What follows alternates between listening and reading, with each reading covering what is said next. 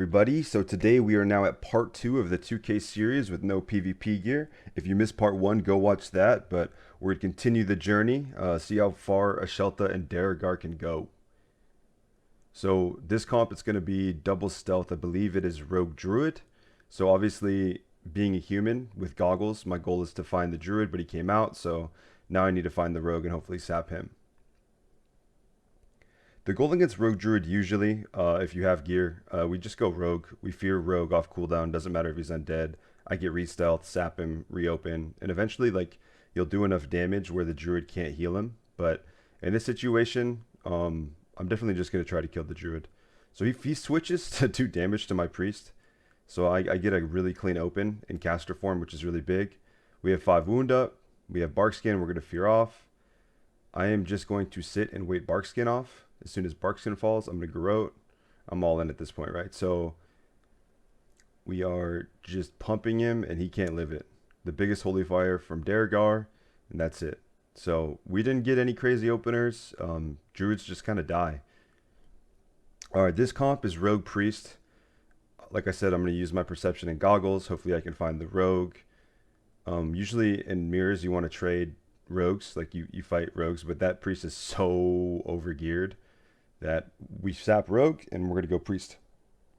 So this Priest has full gladiator gear and an insane staff that Daragar would love to have, I'm sure.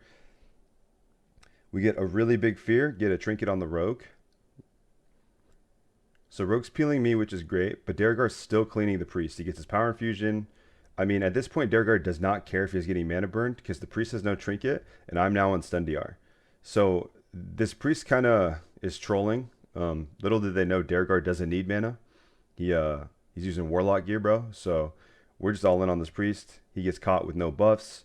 He uses his engineering belt, pain suppression. I'm just gonna wait for the engineering belt to fall off, and then I actually think, yeah, Daragar hits the Shadow Word Death. So we're out of mana, but our strat against that with this gear is just to all on the Priest. You never want to open the Priest until you have all of his buffs off as well, especially Inner Fire. Because taking away his armor is just insane pressure for a Rogue. Alright, here I'm going to open Druid. He's hiding himself in tree form. The Warrior charges Daragar. I kidney Druid. He gets a Shadow Word Death for damage. We get Barkskin, and we're going to get a Fear off. So I'm going to swap to my offhand. I'm going to Shiv, Wound. So now I have 5 wound. And now I'm all in. So now I pop my trinket. I do damage.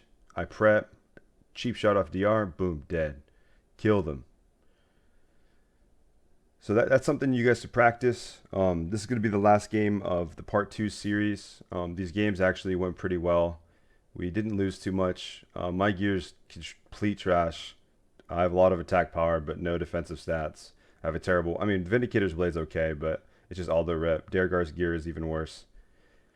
So I'm just trying to show you guys that it's totally possible to...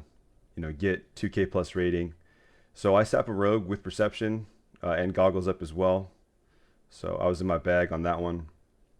And against Rogue Lock, usually if you find the Rogue especially, you just kill the Rogue. I'm going to cut him a little bit. I grow just get more bleeds on him. He's on stun DR anyway. I knew he was going to die. I was waiting for him to pop Hellstone. And if you guys see when I'm like running behind the Rogue when he has evasion up, that's really important to try to get your autos, because autos is a lot of damage, so something to pay attention to. All right, guys, appreciate all you. Peace.